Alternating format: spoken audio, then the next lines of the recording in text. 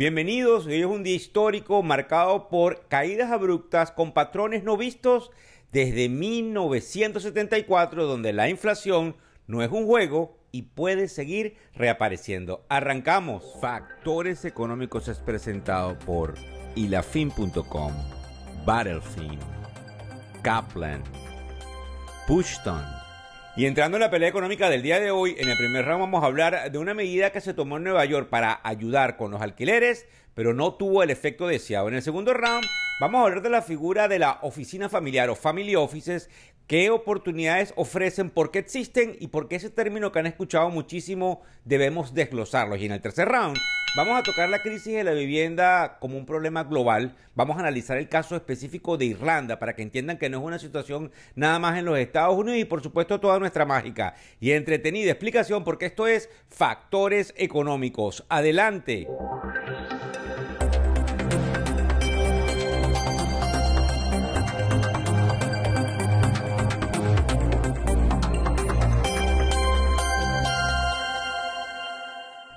Bueno, y en el monólogo hoy vamos a estar hablando de Canadá. Recuérdense que vamos a hablar de todo lo que tiene que ver con el sector inmobiliario y Canadá registra el mayor incremento en el suministro de apartamentos de alquileres en los últimos 30 años, lo que es un logro que refleja esfuerzos significativos por abordar lo que sería la crisis de accesibilidad a la vivienda, pero que aún deja desafíos por resolver. Como ustedes saben, a mí me gustan las cifras y en la nota estuve viendo que todo lo que tiene que ver con la oferta creció en un 4.1% en lo que es el año 2024, lo que impulsó a lo que se llama la tasa nacional de vacantes al 2.2%, un poquitito de apartamentos libres, lo que es un indicador positivo que demuestra para Canadá, un aplauso, una ligera mejora en la disponibilidad de viviendas. Sin embargo, los alquileres siguen aumentando y superan el crecimiento salarial de al menos un grupo clave como lo son los jóvenes de entre 25 y 44 años, quienes, para que tengan una idea, representan la parte más significativa de los inquilinos en el país. Y a pesar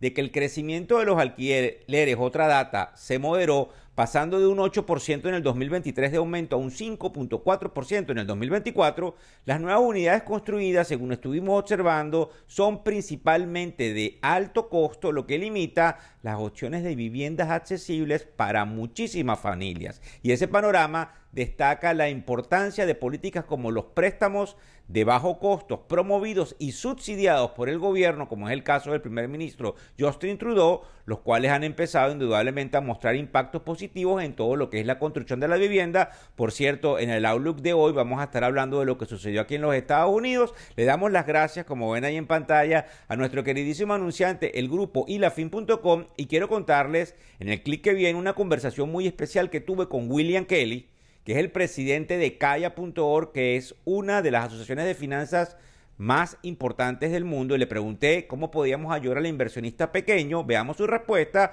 y recuérdense que usamos inteligencia artificial, eso es sumamente importante, así que escuchemos lo que nos dice William Kelly. Adelante.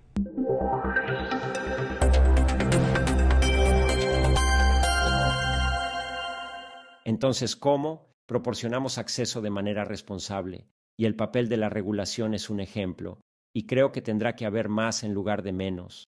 Pero realmente tenemos que encontrar formas de educar al inversor y protegerlo con más educación, en lugar de protegerlo con más regulaciones. Y es muy fácil trazar una línea clara en la arena y decir, cuando se trata de un inversor acreditado, hagamos una prueba de activos y una prueba de ingresos. Está bien, tal vez no haya nada de malo en eso, pero realmente define tu nivel de sofisticación. Probablemente no. Podrías ser un doctorado muy accomplished y tener un balance pequeño y ganancias pequeñas, pero tu capacidad para tomar decisiones de inversión es y puede ser más astuta que la de Britney Spears. Creo que eso habla por sí mismo. Entonces, ¿cómo resolvemos esto? No lo sé, es bastante complicado y tal vez una solución sea poner la responsabilidad en manos de un gran fondo de futuro, como mencioné antes, lo que estamos viendo en Chile. Pero tenemos que encontrar formas de tener un acceso responsable. Pero la regulación claramente jugará un papel. Redefinir lo que significa ser un inversor acreditado también jugará un papel claramente. Y si vamos a permitir, bueno, primero, reconocemos que la formación de capital ha ocurrido en los mercados privados y hay mucha investigación que lo respalda, pero entonces solo los ricos pueden participar allí. Hemos desincentivado y descontado a una gran mayoría de la población y no tener una clase media funcional es simplemente un resultado terrible para cualquier país. Así que es complicado y va a requerir que mentes sensatas se unan en torno a este tema. Y en este momento, en Washington, D.C., eso casi parece ser un punto de partida no viable, pero espero que prevalezcan las mentes sensatas. Mejor dicho, imposible. Excelente lo que nos dice William Kelly. Por favor, quédense ahí que el show viene cargado de muchísima información. Nos vemos luego del corte.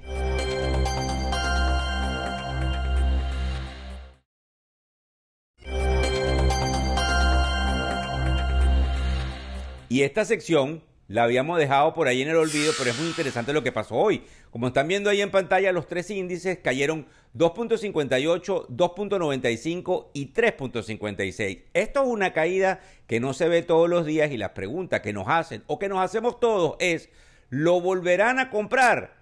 Esa respuesta algunos tienen miedo de decirlas y así como dijimos que el mercado iba a caer, nos llega información de que lo van a volver a comprar porque estamos enfrente de la toma de posición de un presidente popular como lo es Donald Trump. Quiero que se queden allí para que me acompañen a ver lo que tenemos en el primer round, porque hubo una cantidad de medidas que se tomó en la ciudad de Nueva York que parece que no surtieron los efectos esperados. Esto lo sacamos del website de Airbnb y resulta que hace un año entró en vigor la Ley Local 18 en Nueva York, que es una regulación diseñada para combatir lo que sería la crisis de vivienda en la ciudad, que prometía, según ellos, incrementar la accesibilidad y reducir los precios de las rentas. Sin embargo, y ahora lo vemos con data, los resultados han sido muy diferentes de lo esperado, generando lamentablemente efectos que han impactado tanto a los residentes como a los viajeros y a los negocios locales. Los precios de renta en Manhattan, en la isla, en Nueva York, New York City, alcanzaron un máximo histórico de $5,000 mensuales, lo que representa un incremento significativo en el último año, mientras que las tasas de vacantes se mantienen estancadas en un 3.4%. Además, fíjense de esto, los costos de hoteles en la ciudad en este último año me aumentaron un 7.4%, superando ampliamente el promedio nacional del 2.1% y haciendo que viajar a Nueva York sea más costoso para algunos que lo hacemos frecuentemente. Los distritos exteriores fuera de Nueva York como Brooklyn y Queens han sufrido un impacto notable, ya que la reducción de alojamiento de corto plazo, por eso de que prohibieron que se usara el Airbnb, ha afectado el turismo y la economía local, dejando a muchos pequeños negocios en situación vulnerable. Esos cambios han beneficiado, y también quiero que lo sepan, principalmente a las grandes corporaciones hoteleras, mientras que los residentes que dependían en algunos casos de ingresos por alquilar a corto plazo habitaciones, ahora enfrentan una mayor inestabilidad financiera. Estos son temas que son interesantes porque tienen que saberlo las nuevas autoridades, además de que son cosas que nos importan y nos interesan porque hay una permeabilización y un contagio, como pudiésemos decirlo, a nivel nacional. Quiero que por favor se queden allí para que me acompañen a que entendamos un poquito qué es eso de la oficina familiar o lo que se llama comúnmente los family offices.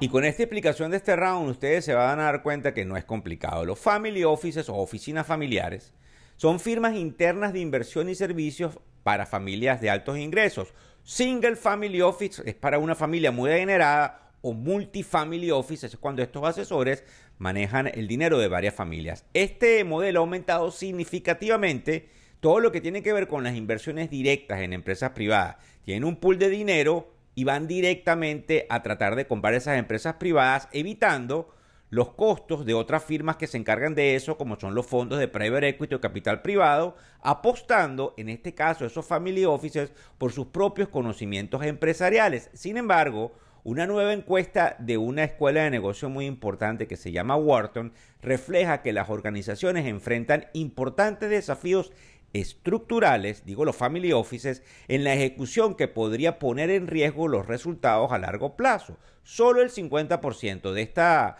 cantidad de instituciones como son las oficinas familiares cuentan con profesionales especializados en el campo de private equity, por eso lo pueden hacer internamente, lo que limita su capacidad para identificar y estructurar las mejores oportunidades de inversión. Además, solo el 20% de estas organizaciones toman un asiento en los consejos de administración de las empresas donde invierten, reflejando una falta de supervisión y control efectivo sobre sus inversiones. Pero ¿por qué traemos esto a colación? Primero, porque esta figura tiende a proliferar y es muy probable que muchos jóvenes latinos y ejecutivos medios latinos pasen a formar parte de estructuras multifamiliares de manejo de inversión que probablemente van a hacer cierta metamorfosis durante los próximos años, si es que la volatilidad, que es esa variación de precio constante, llega nuevamente a los mercados. Y los inversionistas se preguntarán quién me puede ayudar a obtener el mayor rendimiento. Así que quiero que cada vez que escuchen la palabra Family Office sepan que realmente es una institución que maneja los recursos financieros de la familia y que efectivamente va en aumento. Quiero que por favor se queden allí porque vamos a hablar de la crisis habitacional y vamos a ver el caso de Irlanda para que nos demos cuenta que no es un problema local de los Estados Unidos, sino que lamentablemente este proceso global sin freno es un problema de orden nacional, pero también global. Fíjense bien, la crisis de accesibilidad de la vivienda se ha convertido en un fenómeno global impactando ciudades en Europa y más allá. Vamos a hablar del caso de Dublín, donde los precios de las viviendas, esto es increíble, han alcanzado niveles históricos con un aumento del 77% en la última década y donde los alquileres que estaban en 1.000 euros superan los 2.525 euros mensuales. Fíjense de este número, el 59% de los jóvenes entre 20 y 34 años sigue viviendo con sus padres, una cifra que refleja la falta de opciones accesibles. Y esta tendencia no es única de Irlanda, ya que hay países como Lituania y Hungría, donde los alquileres han subido más del 63% desde el 2015, mientras que en Vancouver, que es en Canadá, el precio de las viviendas es 17 veces el ingreso promedio medio. Y aunque los gobiernos, como les estaba hablando de Canadá, acá en Estados Unidos y en muchos lugares han implementado incentivos y regulaciones para aumentar la construcción, los obstáculos como la burocracia, la corrupción, que a nadie le gusta decirlo, pero es así, y los costos elevados siguen retrasando las soluciones. En Irlanda, por ejemplo, la falta de vivienda está provocando una emigración récord de jóvenes profesionales, impactando la economía local y el desarrollo social. Y estas cifras que les estoy diciendo subrayan la urgencia. Por eso me ven así hablando de sector inmobiliario que se está moviendo con las caídas del día de hoy, de que los gobiernos adopten políticas más inclusivas y eficientes que garanticen el acceso a vivienda accesible y que fomenten el crecimiento económico para la comunidad global, incluyendo la latina. Esto es un tema que nos interesa a todos y que no voy a dejar de nombrar durante los próximos episodios. Quiero que por favor se queden allí para que me acompañen a despejar qué es lo que decimos en el Outlook, en el review y todo lo que tiene que ver con nuestro queridísimo avatar digital. No se retiren.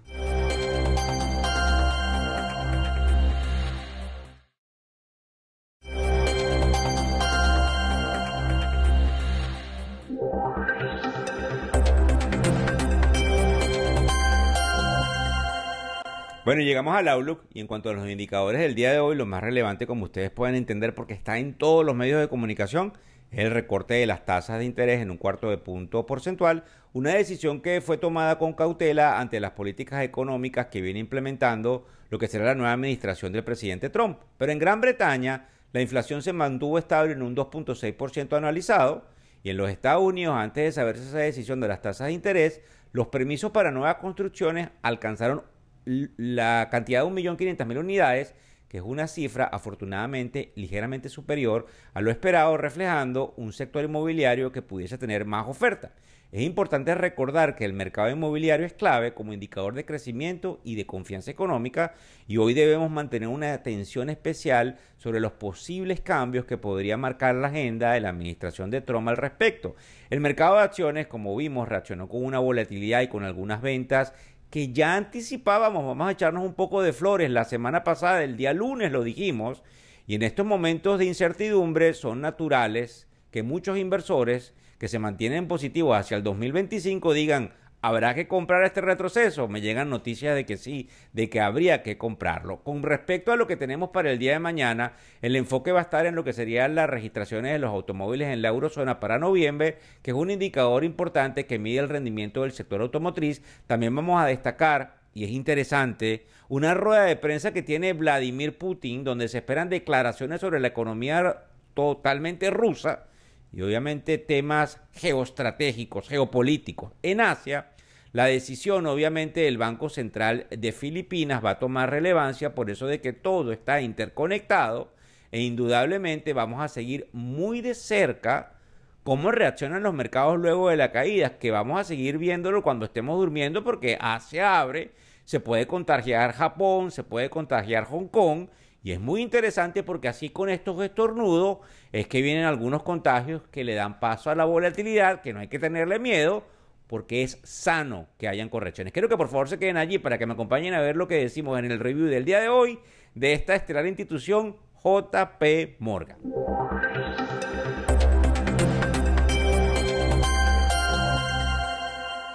Y JP Morgan, como están viendo ahí en pantalla, no necesita carta de presentación.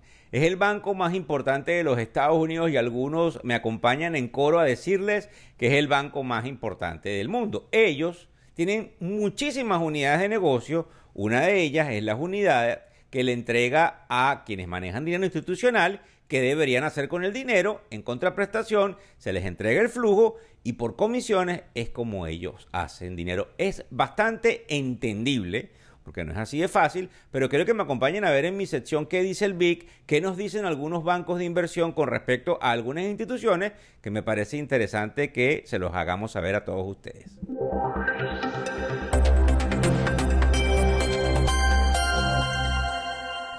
Bueno, en el caso de qué dice el BIC el día de hoy, vamos a nombrar a ciertas instituciones financieras que dan sus recomendaciones con respecto a instituciones que cotizan en la bolsa, porque la idea es cómo ganamos dinero. En el caso de Expedia, quienes están en la parte de análisis de Bank of America dicen que podrían llegar a los 221 desde un promedio que estuvimos viendo a última hora de alrededor de los 180 y tanto, donde se encuentran en el momento de hoy, debido a mejoras en las métricas de ocupación y optimismo en la tendencia de viajes en los Estados Unidos junto a que tienen a un nuevo presidente. En el caso de Spotify, que ustedes también la conocen, los analistas de Morgan Stanley dicen que el precio podría llegar a los 550 y eso debido al crecimiento en los ingresos publicitarios, en los aumentos de los precios que nos están cobrando y en el optimismo en el mercado de lo que sería el streaming. Creo que es bien interesante que le prestemos atención a este proceso porque justamente cuando tenemos estas caídas es cuando debemos ver cuáles instituciones tienen valor y este valor lo sacan estos analistas que analizan, valga la redundancia, los números y sería interesante que le prestemos atención a Expedia y que le prestemos un poco de atención a lo que es Spotify, por eso de que probablemente sean buenas o buenos lugares donde poner el dinero a funcionar. Quiero que por favor se queden allí para que me acompañen a ver qué nos dice nuestro queridísimo avatar digital el día de hoy.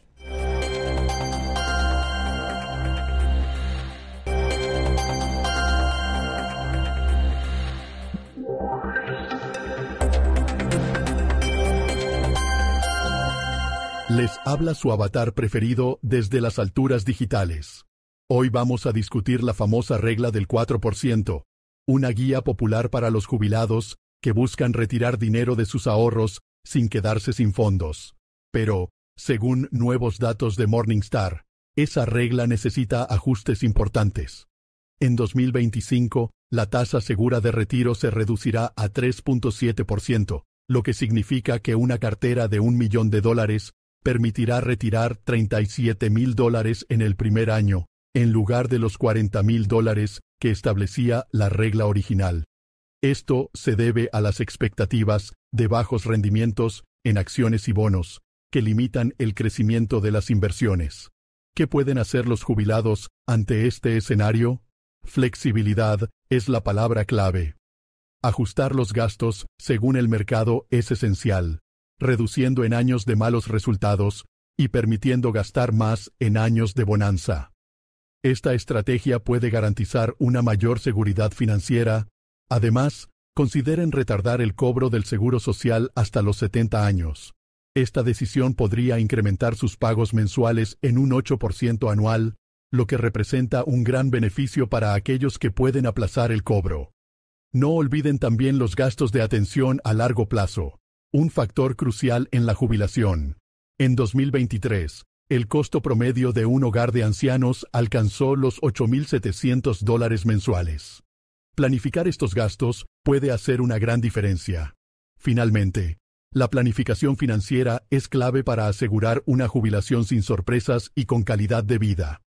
Los jubilados deben adoptar una estrategia personalizada que se adapte a sus necesidades y objetivos.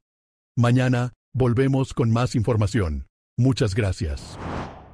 Bueno, me encanta lo que nos dice el avatar con respecto a la jubilación, que quiero que por favor le presten atención. En el caso del día de hoy, en la despedida, una nota bastante jocosa analiza las mejores formas de llegar desde las ciudades a los aeropuertos de Nueva York, de Chicago y de Los Ángeles. En el caso de Nueva York, la bicicleta eléctrica llega a LaGuardia en tan solo 52 minutos, mientras que el metro y el autobús toman más tiempo, pero solo cuestan $2.90. En el caso de Chicago, el tren CTA de la línea azul fue la mejor opción, completando el viaje, según la nota, de la ciudad al aeropuerto de O'Hare en 64 minutos, costando solo $2.50.